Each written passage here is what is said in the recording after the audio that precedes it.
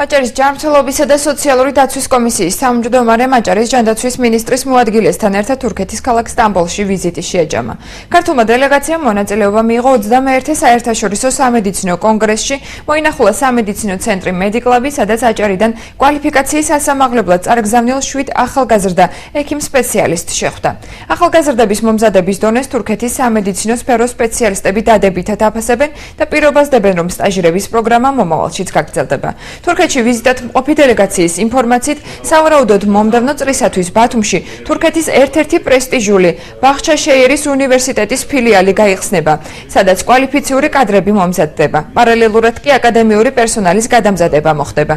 ჯანდაცვის მინისტრის მოადგილის თქმით, სწავლის საფასური სავარაუდოდ ქართული საგანმანათლებლო ბაზრისთვის მისაღები იქნება.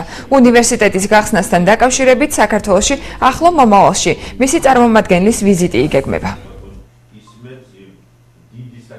კურსდამთავრებულები, რომლებიც ამ უნივერსიტეტს ამთავრებენ, შემდეგ მათი უკვე დასაქმების პრობლემა მსოფლიოს არც ერთ ქვეყანაში არ აქვს, იმიტომ რომ მათ მიერ ამ უნივერსიტეტის მიერ გაცემული შესაბამისი დიპლომი ძალიან აღიარებულია საერთაშორისო მასშტაბით.